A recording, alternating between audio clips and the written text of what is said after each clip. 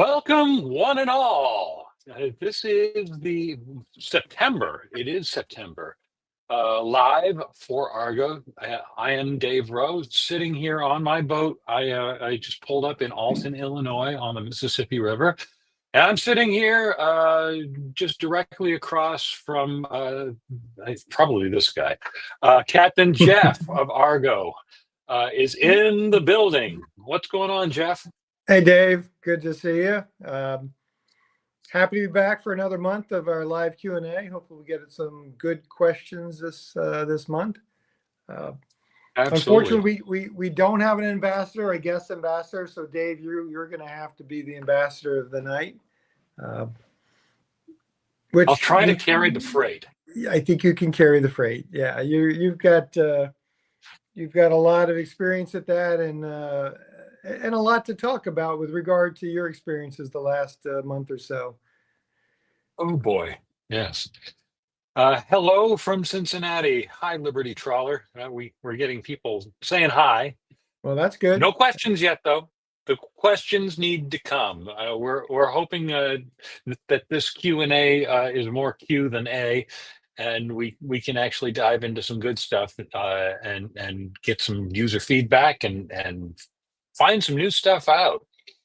A lot is new, though, in Argo in the last month, wouldn't you say, Jeff?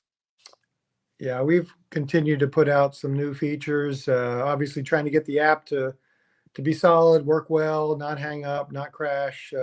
Always a challenge when you're adding more and more features.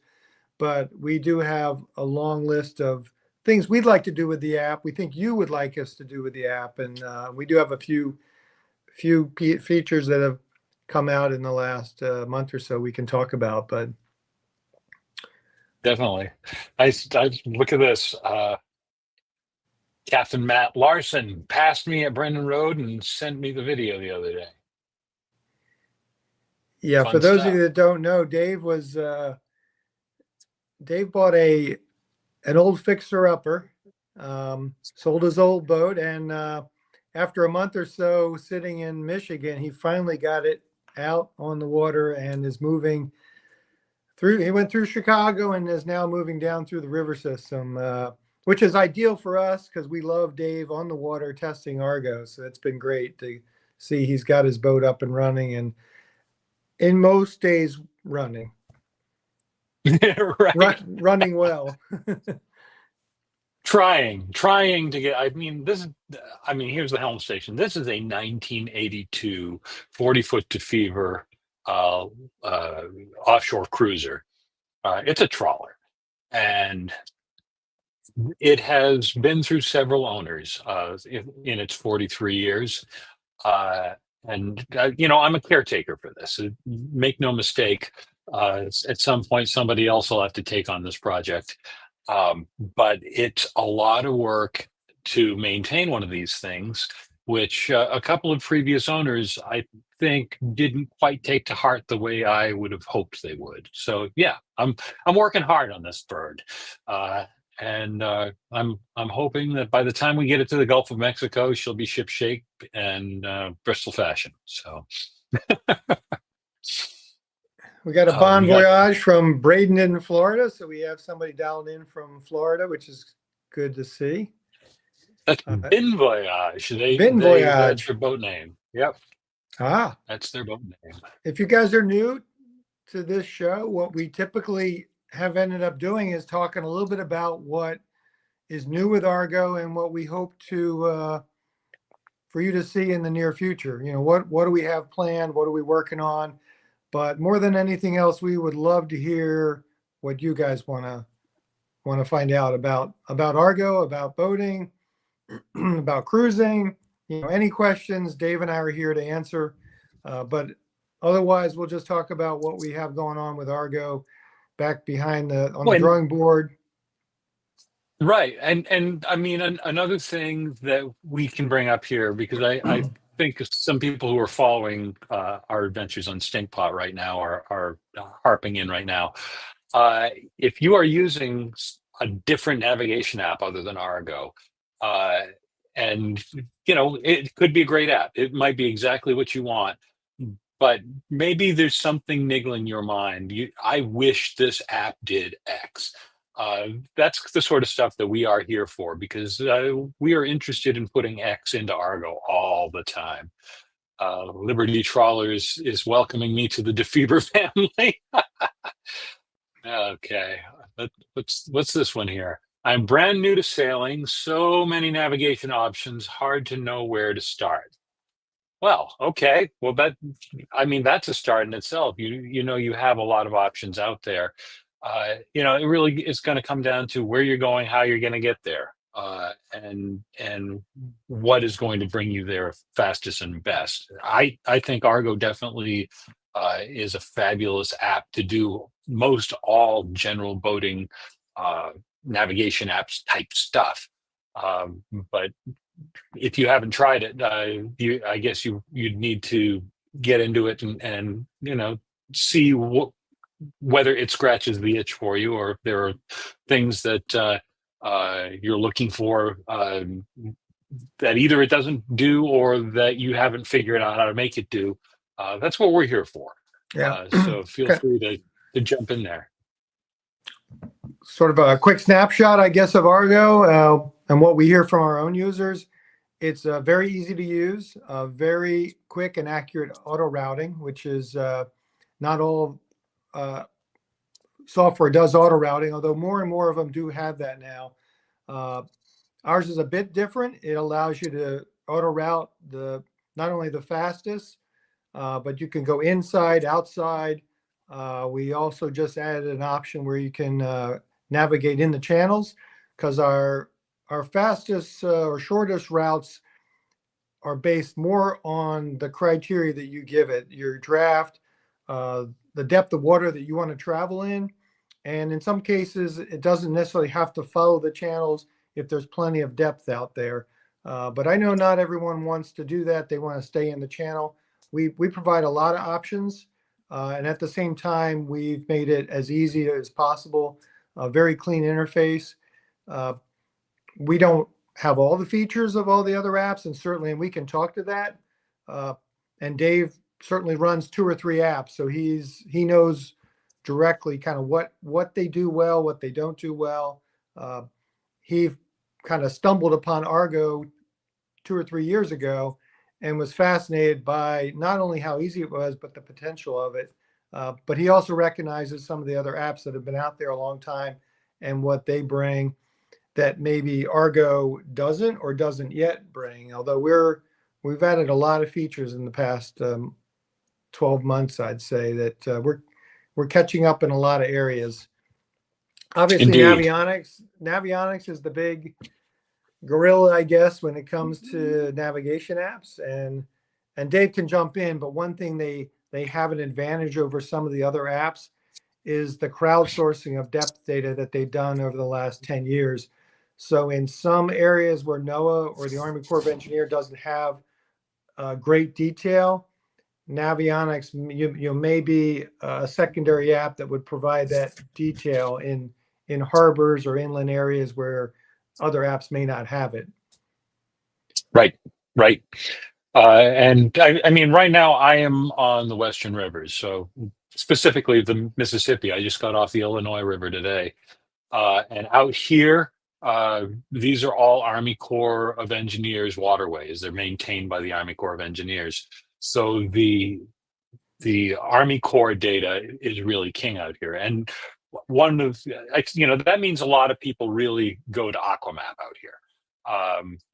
It's an excellent app because they bring in all the Army Corps data.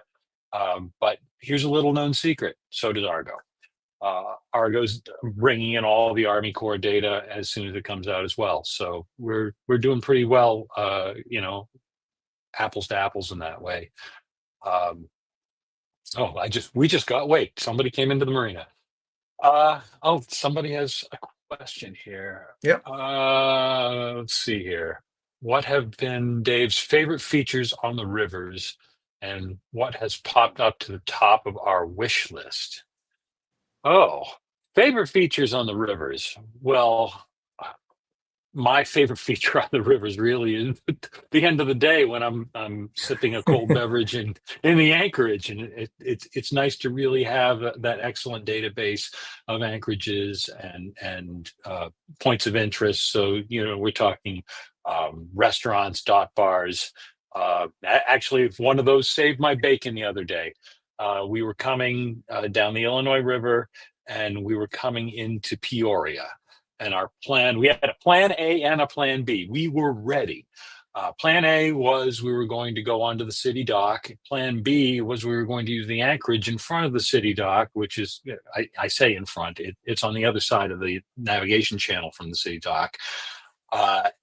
So A and B in hand, we thought we were safe. And we arrived, and there was already another boat in the only slip that this boat will fit in on the city dock. So we said, all right, plan B. And we went off and we started moving into that anchorage area. And just as soon as I got just started getting out of the navigation channel to where we would be safe at anchor, I went aground. And so I had to back off and try to find another place. And we almost went aground again. I didn't do it a second time. But I did that 2 or 3 times looking for just a place where I could drop the hook in this area that would be safe from the channel, because you can't anchor if you're going to swing into the channel. The barges don't like that. So we needed a plan C. We couldn't stay there. The river levels were just too low for it. It hasn't rained here for a while, so the river levels are low. It was too low to use that anchorage. So we started continuing down the river, and I'm frantically, because it was getting toward dark, and we don't like running after dark, and we wanted dinner. I'm looking through Argo for a place to stop for the night, and I came across this little spot, just maybe 4 miles down the river, and it was a restaurant with a bar, with a dock. So I looked at it. I told Stacy about it. I said, make sure this place is still open. She got on Google Maps and made sure it was still open, because there hadn't been a current use of that with a review or anything for a while. And before we knew it, we were there, pulling up in front of this restaurant on a safe dock with 10 feet of water under the boat. And we tied up the boat, stumbled ashore, and walked into this great spot with excellent food and excellent service, and had a great night. And I mean, it saved my bacon right there. I was just so glad to know that there was that spot, because it wasn't on my radar. Every day I write down what we're going to do on these yellow pads that I have strewn all over the boat. And if it's not on that pad, I have not laid eyes on it. And I had not laid eyes on that one little point of interest that absolutely changed the day. And saved Dave, the day. I think you're telling us what we all know. Boating is an adventure, and from day to day, Right. you never know what you're going to encounter. But in your case, fortunately, the end of the day worked out well. You found your Worked out restaurant, you perfect. found your dock. Yeah, sometimes it doesn't, but that's what's kind of exciting about boating. It can be an adventure, sometimes good, sometimes not so good. Absolutely. And Plan popping C up to for the top of my the wish win. list. That's right. That's right. Popping up to the top of my wish list. We are just now starting to support NMEA in Argo. So your actual boat's depth shows up on the screen if you have a NMEA gateway aboard. And it's getting your heading from your heading sensor. It's showing you your speed, from the sensors on the boat, as opposed to estimating via satellite. It's really coming along nicely. That feature is still in beta. It's going to be rolling out for Android very soon as well. Right now, it's just on iOS, and I'm loving it. I'm just loving it. Also AIS, right? You can get AIS, absolutely. Yeah, AIS on there as well.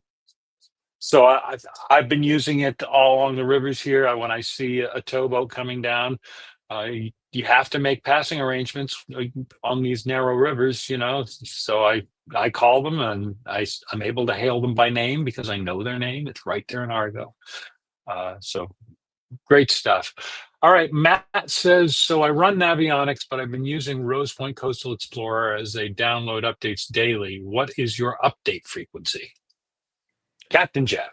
Our update frequency is not as good as Rose Point, but I'm assuming you're talking about obviously depth from NOAA, Army Corps of Engineer, with their surveys, but also the Coast Guard and updating the markers as they tend to move around. In the past, I'm going to stop you for a second here, Jeff, all right, because all right, all right, what he is talking about in Rose Point, they are literally presenting the NOAA ENC, and they don't download that NOAA ENC daily from the NOAA servers. Gotcha. All right, so that's what he's talking about here, and Yeah. so Well, frame your answer based on that. You set me up quite well there. We don't download the NOAA ENC on a daily, weekly basis. It is real time, live. We are pulling it directly from the NOAA ENC server. So what you see on Argo is what you see from NOAA. It's real time. Good and bad, because in the past, sometimes our server would get slow on us, but I haven't seen that happen in a long time. But it's real time data. We do cache a little bit of it, so there might be some that's been cached. It might be a little older to help with the response time, but I think we're pretty comparable, if not better than what you're seeing from Rose Point with regard to the NOAA ENC. right. Our standard charts do need to get updated physically, bringing in the data, and that happens. We're trying to get it to where it's on a monthly basis. In general terms, the depth does not change that quickly. Obviously, if you've got the Army Corps of Engineer out there doing new surveys, yeah, the sooner you can get them in the app, the better. And the Coast Guard is quite busy moving markers around, so we want to try and get them updated as frequently as possible. Okay, Matt did update. He said depth and marker updates. So yeah, so that's what we're talking about. Yep. Yeah, of course, because we have the. I was just going to say, because we have the ENC view, that stuff is always up to date in the ENC view, but it might lag a bit in our standard views. Exactly. Yep. So, the standard view, and the advantage of the standard view not is it's a little cleaner, and we are going to be adding more and more information to that, but it includes inland lakes, it includes Canadian data, it includes a lot of other data than just the coastal NOAA data. So that's why we have the standard charts, which it's basically we've laid the charts over Google Maps, and you can see that in a standard or a satellite view. Now let's see if I can do this. I'm having trouble with my iPad today, but yeah. So if I come over here, that was the standard view. We have the satellite view or the NOAA ENC view here, and that will slowly start coming in from the NOAA servers. It's sometimes, yeah, like I said, I've been having trouble with this iPad today. It's not even displaying the correct date and time, so it may not work for me. But I understand. I haven't checked with them in a while, but MapTech is working on converting the current NOAA ENC to an RNC view. So, if they eventually do that, we may be able to show the RNC view for, I guess I should say, old timers or those that really enjoyed the whole RNC view versus the newer ENC. And you know why it wasn't showing the ENC before, Jeff? It's because there is no ENC for the river system where I am. Oh, makes sense. Yeah. Yeah. But here it is. This is coming directly from NOAA's servers. So you just zoom in, and there we are. So, all right. Do we have? Matt is saying some more. Thanks. He bought the annual and give it a try next week. Yeah, we love that. Yep. And we want your feedback too, Matt. So please stay with us and help us turn this into exactly what you need it to be. That's the idea behind Argo.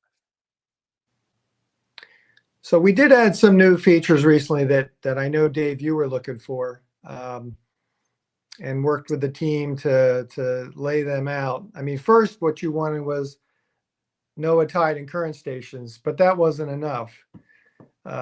We only showed the current tide or current speed at that time of day. And those of you that have been around, use Navionics, other apps, Dave really wanted to see a 7-day forecast, a visual with a chart, and it took a little bit of while to get that for you guys, but it is out there now. You can tap on any NOAA current station or tide station, and if Dave can get it working for us, we can bring up a I'm quick I'm going to bring example it of. up here in just a second here. I have to shut off the top of the screen here so that you can get the full effect here. So yeah, now we have the full timeline. And if I come down here like this, I can even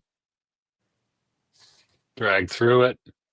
It shows exactly what the current is happening here in this spot near New York City. Um, it's it's really very slick. I'm very pleased with how this came out, Jeff. You get the blue and the red telling you whether it's going in or out. Um, it's this was worth waiting for. And I guess if we've got any Canadians on board, although I think their boating season is slowly coming to an end.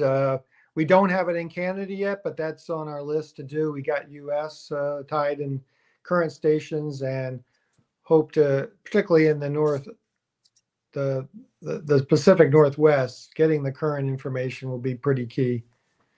I don't That know will if be we want to huge be at out the there. Seattle show one more year without showing really good current data. I think you're right. All right. Do we have? So Liberty Trawler is back with the same ask, which I think we said was real close, but I don't think we got it implemented yet. They want to be able to run natively on a Mac. That's coming very fast. Yeah, Yeah. we need to talk about this, Jeff, right now. We were waiting for one other thing, and then we were going to implement it. I just need to remember what that one thing was. I think it was just NEMA coming in, Was it and now that we're NEMA? I there, was I think thinking it might be NEMA. Yeah. yeah, I think we can kick out the jams on that now and at least get it testing on my computer. All right. Well, thanks for bringing that up again. I know we've talked about that for the last year or two, and we are at the point where I think we can add that, and we should. Yeah. Ben Voyage is asking, does it work from Maine to the Florida Keys? Yes, it does. Yeah, it actually works very well from Maine to the Florida Keys and down the ICW. You can go inside or outside. We've got great depth data, a great database of marinas, anchorages, fuel docks. So I think it's very helpful for navigating, from Maine to Florida. Dave's originally from Maine. Excellent. So good question. Hey, Yes, we're I getting some am. questions this week, thanks to Ben Voyage and Liberty Trawler and Matt, Matt. yeah. Yeah. Anybody else? What else is new in Argo this week, this month? Well, What are you did mention NEMA, and Dave's been out there testing it now that he's on the water. He has found a couple of hiccups, which we just fixed and sent his way to test out, because we want to make sure we get it working how we would like it, working well with the iOS, and then we'll port it over to Android. We did just add a way in which you can very easily, based on your gateway, connect up, try to make it as seamlessly as possible. But there's a number of different gateways out there. So the more people we have out there that can give that a try for us, test it out, let us know how it works, that would be helpful. Absolutely. Anybody who's using any sort of a NEMA gateway within the sound of my voice, please drop us a message and you can email support@argonav.io. And Jeff and I will be very glad to get you hooked up with NEMA and Argo and trying things out. There are no dumb questions, Ben Voyage. Let's see here. I need to upgrade most of my boat's electronics. Is there a platform Argo works best with? Garmin, for example.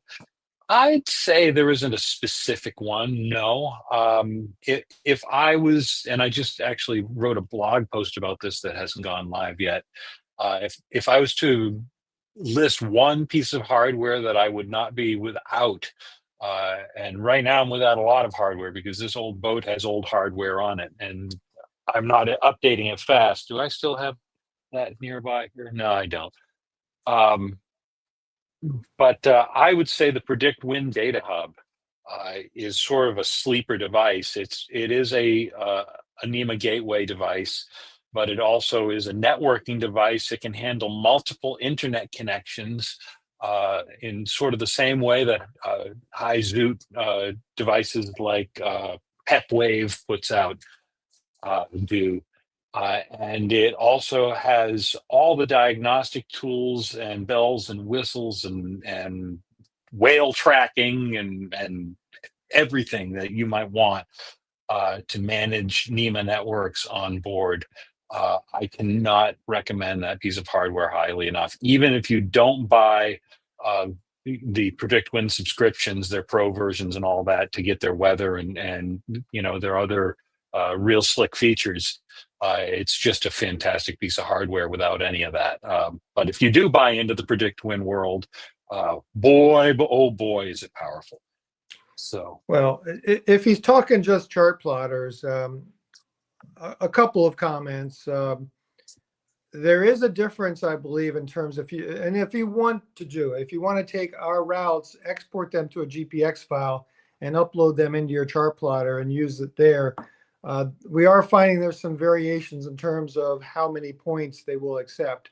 There's some limitations based on active captain or the chart plotter you have. We're still trying to understand what those limitations are and set up bar software so you have some flexibility in terms of adjusting the level of detail and the number of points so that you can do that. I can't say whether a Lowrance, a Raymarine, a Garmin, other than I know active captain has a pretty strong limitation on how many points you can bring in. Shorter right. routes, it's fine. You just can't bring in extremely long routes. Another comment I We're will working. say, Go ahead. I was going to move on. Raymarine has a newer Axiom device.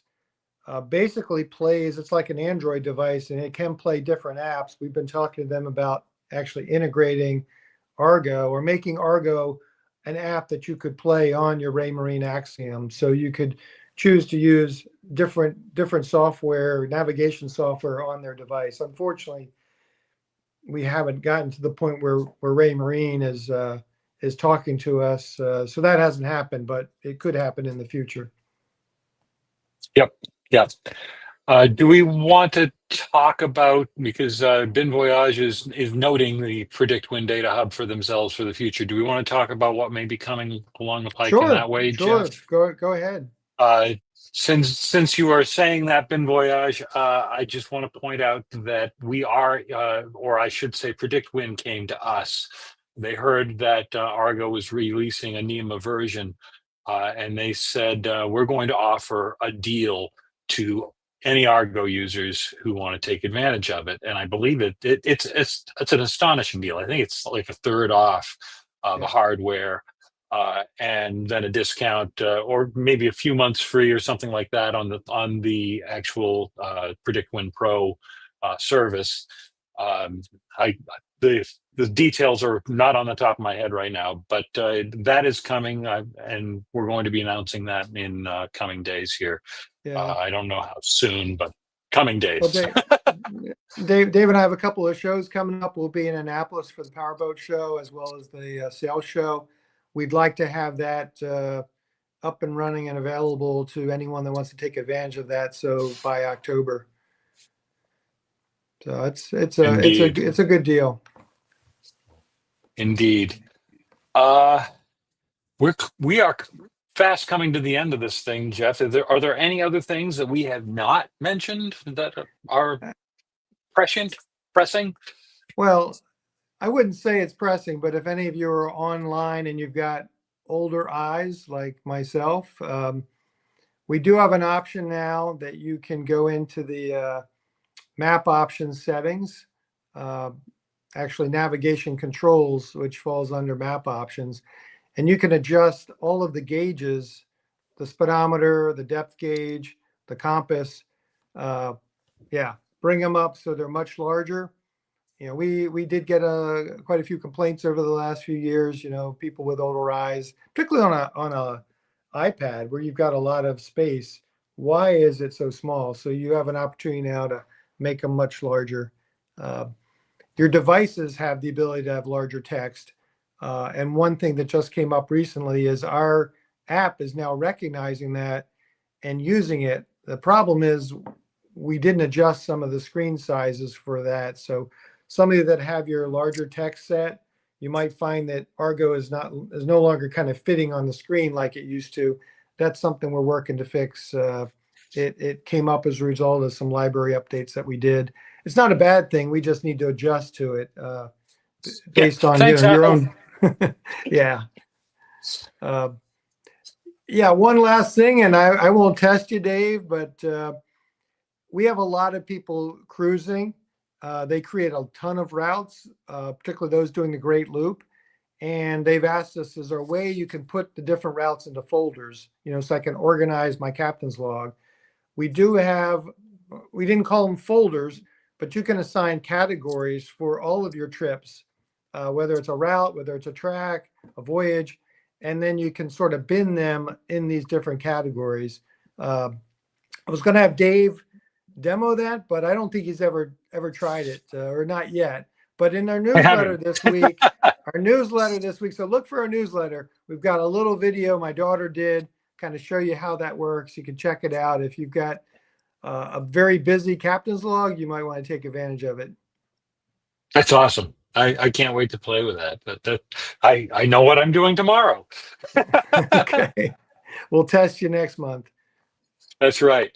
Well, thanks everyone for joining us here for our monthly Q&A. I'm glad we had a lot more Q this month. We will be right back here next month on the second Thursday, doing this. Oh, there's Stacy. Hey. Uh, we'll And be doing this next month. if anyone's going to be at the annual rendezvous for MTOA, the Marine Trawlers Owners Association, it's in Crisfield, Maryland next week. I look forward to joining you. I'll be speaking on Monday and I'll be there all week. So looking forward to that. Fantastic. Well, thanks everyone. Thank you, Jeff. All right. And Good we'll night. be here back here second Thursday of October. Good night, everyone.